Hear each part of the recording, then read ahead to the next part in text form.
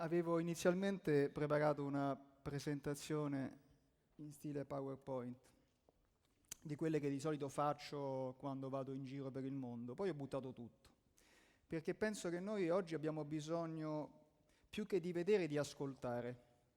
E se ascoltiamo di più di quanto facciamo, forse il peso delle parole ci arriva meglio.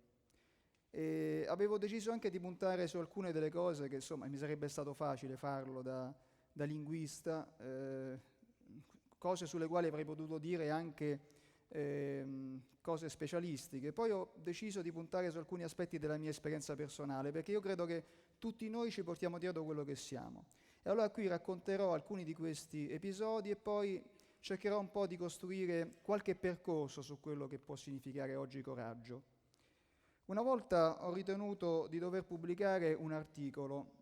Era un articolo per una rivista scientifica che dirigo, era stato scritto da una studentessa che lo aveva ricavato dalla sua tesi di laurea.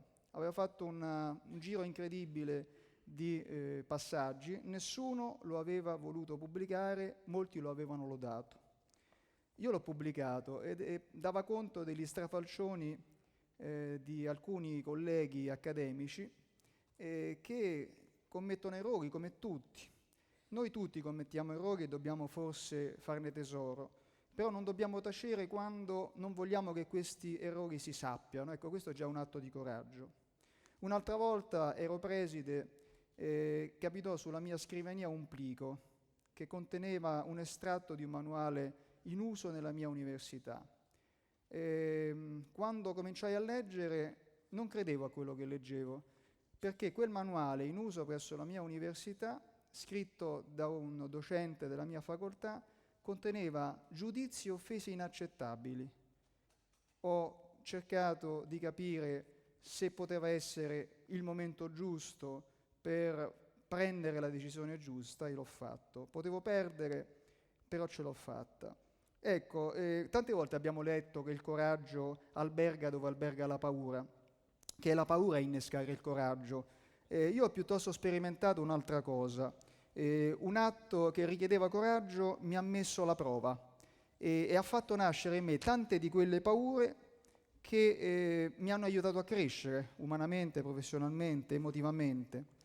L'articolo di cui parlavo è uscito, il professore è stato inchiodato alle sue responsabilità e io ne ho guadagnato in coscienza, almeno coscienza civile se non professionale.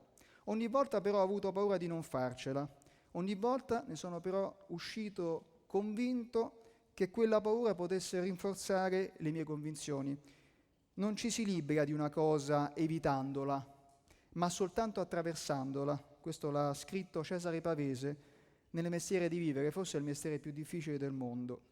La viltà, e qui penso così che tutti noi possiamo riflettere su quegli attraversamenti di significati che passano per alcune parole e per il loro opposto. Io su questo vorrei soffermarmi, aiutarvi a riflettere. La viltà non è soltanto lasciarsi sopraffare senza reagire, il coraggio non è soltanto combattere senza mai mollare. La viltà può essere semplicemente salire su un piedistallo e non avere nessuna intenzione di scendere. E il coraggio magari può essere non voler salire affatto su quel piedistallo. Viltà vuol dire compromettersi, se diamo peso alle parole, anche soltanto una sola volta. Coraggio è non cedere mai alle pressioni, mai ai ricatti.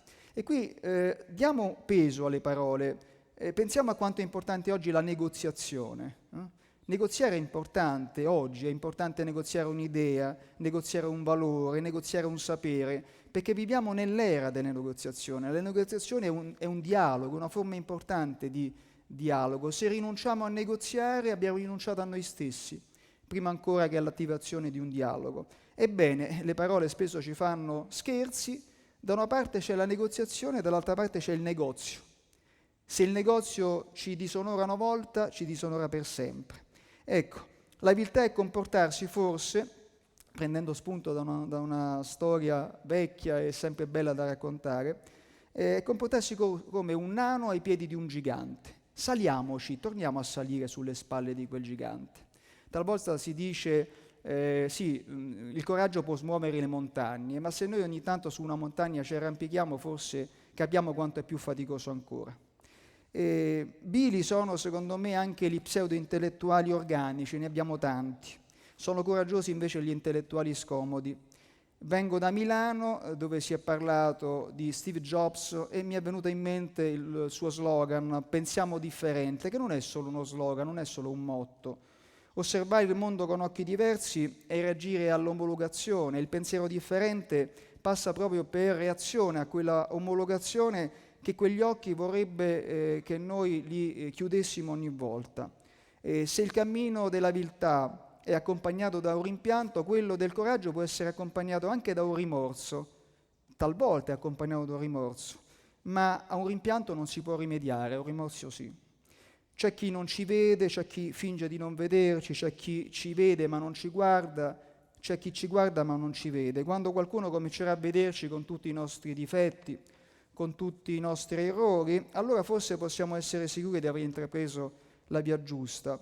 E quel qualcuno, quando avrà ignorato i nostri difetti, quando avrà ignorato i nostri errori, quando avrà dimenticato le nostre contraddizioni, forse si sarà convinto che se lo abbiamo fatto, e qui la forza delle parole è davvero forte, se lo abbiamo fatto è perché siamo usciti dagli schemi. Se siamo usciti dagli schemi lo abbiamo fatto anche per spianarli o per aprirgli la strada.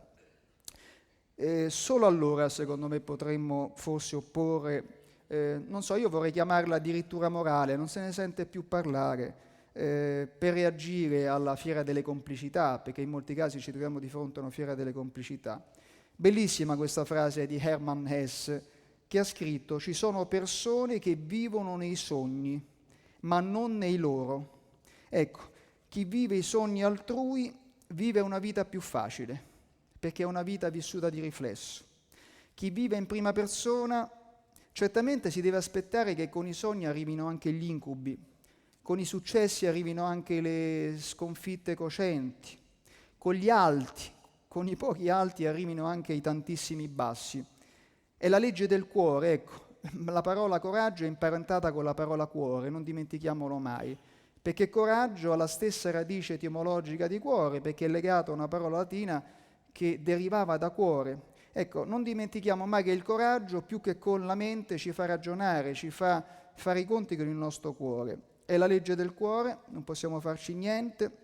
Una volta che avremo però dimostrato di mettercela tutta, di non esserci risparmiati agli occhi del mondo, allora forse non serviranno più né i premi né i riconoscimenti ufficiali, se mai saranno venuti, perché il mondo ci restituirà quello che gli avremo dato. Amor che a nullo amato amar perdona. Ecco, ce lo ha insegnato il nostro grande padre Dante. Quel mondo, se noi l'abbiamo tanto amato, dovrà amarci per forza. E quei pochi che ci avranno ignorato, ci avranno sdobbato, ci avranno vituperato, forse torneranno alla vita che hanno presa in prestito e che ci restituiranno per sempre. Grazie.